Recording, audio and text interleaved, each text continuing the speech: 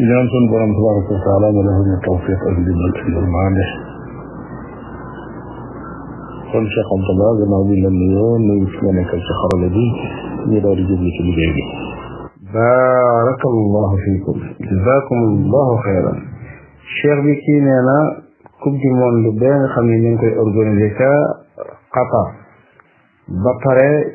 waa Qatar di def ay mbir ak effort yoo xam ne pour mën a won ñi fay ñëw diine l'islam ak di leen tuubal ak di leen propagande ci taarub l'islam mu ni ndax anam boobu dina dagan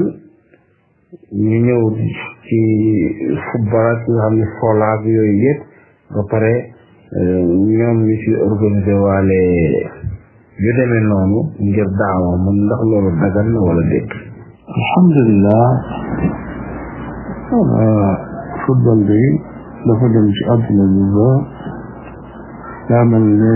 ci yëmatu rek ci am po waaye dem na ba àgg ci ab liggéey la ci ñenn ñi dem ba àgg ci li ñuy damoo la ci ñenn ñi am ci loo xam ne it li ñu leen di xam ni kool yi man am réew mi lëm moo xam ne boo ko tuddee si benn bërëb yi bu dul woon football kenn du ko xam lu mel noonu dañoo dem ba jëmmi jamono mu am ala kulli xaal am ndaje la moo xam ne mooy ndaje bi gën a rëy ci àdduna ndaje mu mel noonu nag su fekkee ne dugaan am naka jekk depuis 1930 ba léegi réew yi dul réew yi jullit di ko organisé ba mu yàgg même num réewum l'islam dañu ko waa ko organisé loolu ñëpp danañ yokkante ko di séentu nan lay demee jàpp naa ne suñ mbokki Qatar yi utilisé nañ seen xew-xew boobu yi ci ak ñaw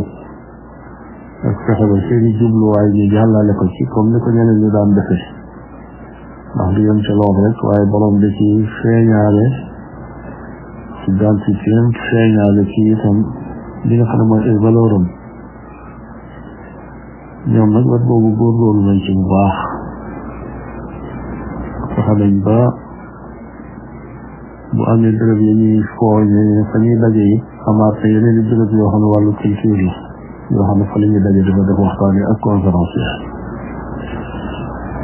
su amee ay fowukaay it amul benn stade boo xam ne jàkka nekku fa palaasu jàppukaay itam nekku fa stade yëpp am jàkka ak jàppukaay stade yëpp ñu utilisé seeni haut-parleur di ca nodd tànn nañ ñu gën a neex baat ci noddkat yi ñuy nodd loolu doyit ñu ngadd yëpp ñu bind ko ay laaye alxuraan yoo xam ne dañu leen a traduire ci làkk yi nga xam ne ñoo ëpp tey aw nit boo jaar fu ne gisul laaya gis la koy firi ci suuf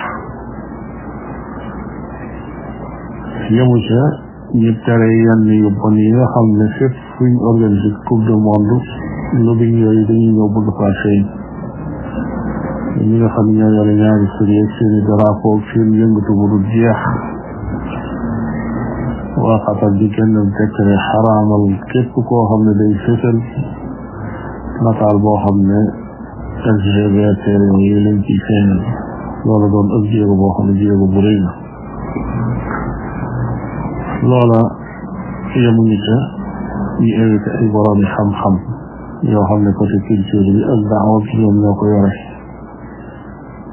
li feeg mbooloo maa nga fa ñuy ubbi salle de conférence borom xam-xam yooyu di waxtaan nit ñi di leen yee ci l'islam di leen woon taarub l'islam ak tolérance am ak melokaanam salaaw ñu bari ñu junj di wax ne nit yi occident yi ñu gënoon a ragal ni allahu akbar naan suñ déggee ku ko wax sax dafa ne nga day bëgg a taal bomb tey dem nañ ba kii nodd bi daaneel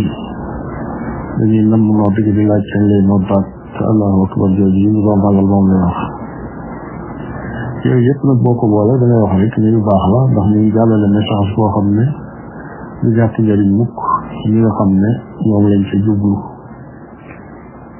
donte nag am na ñoo xam ne loolu moom dañ koy weddi xëy na laaju mbokk mi niñ ko tudde sax